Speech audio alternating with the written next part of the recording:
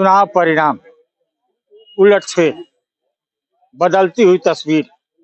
पता नहीं झारखंड की तस्वीर और तकदीर बदलने वाली है। अगर मैं पूरी चुनाव सरगर्मी की बात करूं तो जेएमएम अकेले अपने आप में दम दिखा चुकी है। जो शुरुआती रुझान है, अभी समय 11:30 बज चुके हैं, जहां जेएमएम की सरगर्मी तेज हो रखी है। अगर मैं कहूं तो 29 सीटों पे अकेले जेएमएम बढ़त बना रखी है, वहीं बीजेपी 28 सीटों पे।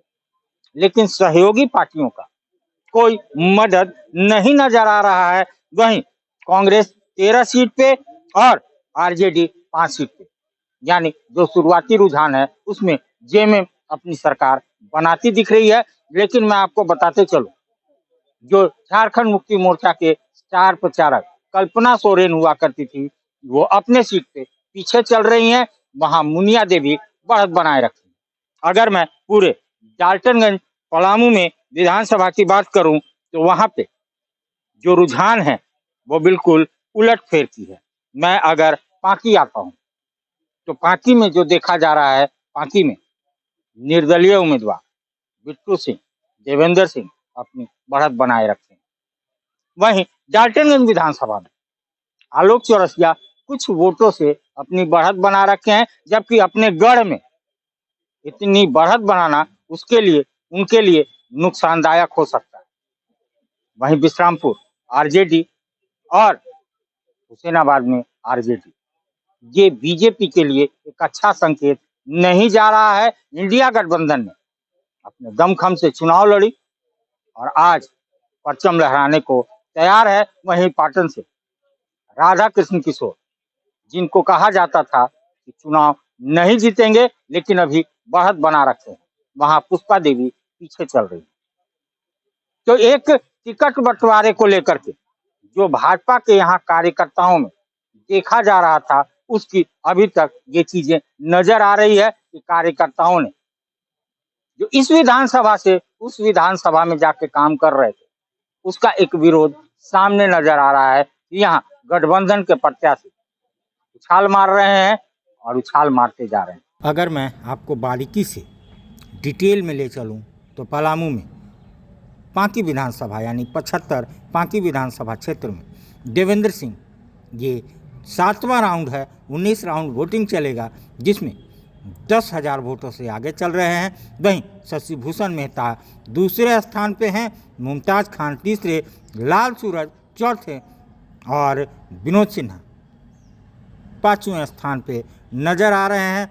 तो ये है पूरा रुझान और ये है पूरा परिणाम। वहीं बात करें डाल्टनगंज विधानसभा क्षेत्र की, तो डाल्टनगंज विधानसभा क्षेत्र में 3204 वोटों से आगे हैं आलोक चौरसिया, सेकंड पोजीशन पे केन त्रिपाठी हैं और तीसरे स्थान पे दिलीप सिंह नामधारी, जो 6018 वोट ला करके अपने स्थिति को बनाए हुए हैं। 5वें राउंड की वोटिंग यहाँ पे समाप्त होती हुई नज़र आ रही है। वहीं अगर विश्रामपुर 77 की बात करें तो यहाँ पे नरेश प्रसाद जो आरजेडी से प्रत्याशी हैं, जो 6,993 वोट से आगे चल रहे हैं। दूसरे स्थान पे रामचंद्र चंद्रवंशी, जो यहाँ के विधायक रहे, पूर्व मंत्री रहे, वो हैं। और तीसरे स्थान पे अंजू सिंह ने अपनी बढ़त बनाई हुई है, 7,432 वोट। और जैसा कि आपने विकास दुबे का नाम सुना था, जागृति सिंह चौथे स्थान पे बढ़त बनाए हुए हैं। तो ये पूरा विश्रामपुर का चित्र आपको दिखाने की मैं कोशिश कर रहा था। अब चलें अगर छतरपुर, तो छतरपुर में राधा कृष्ण किशोर चुनूरा, जो 4702 वोटों से आगे चल रहे हैं और पुष्पा देवी सेकंड पोजीशन पे है।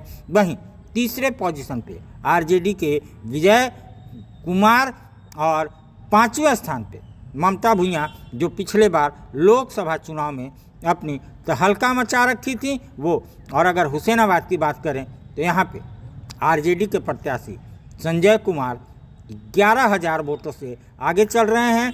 कमलेश सिंह उनका पीछा कर रहे हैं। और तीसरे पोजीशन पे कुशवाहा, शिवपूजन मेहता और चौथे पोजीशन पे विनोद सिंह हैं, जो भाजपा से रुष्ट होकर के निर्दलीय चुनाव लड़ रहे हैं। वहीं कर्नल संजय सिंह 5वीं पोजीशन पे स्थापित हैं।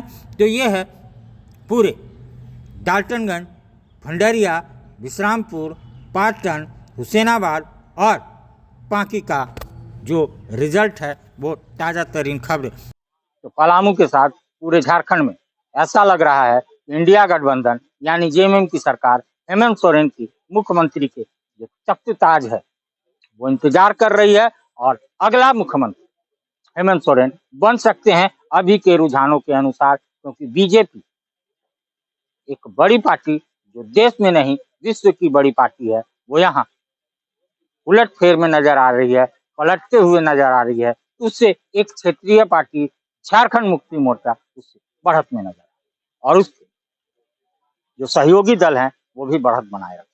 अभी शाम तक क्या रुझान आएगा वो मैं आपको बताऊंगा, किसकी सरकार बनेगी ये भी मैं दिखाऊंगा। लेकिन अभी बीजेपी के लिए नुकसानदायक और नुकसान में पहुंचता हुआ और जेएमएम का पलड़ा भारी होता हुआ।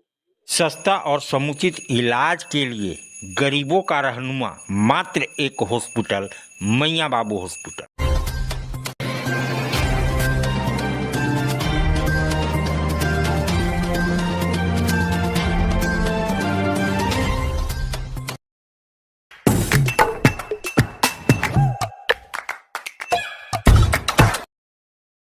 आज आप दिल्ली दरबार आए हैं। दिल्ली दरबार अपने आप में पूरे डाल्टनगंज को समेटने के लिए तैयार है, क्योंकि गांधी उद्यान पार्क में दिल्ली दरबार जब से आया है रौनक बढ़ गई है।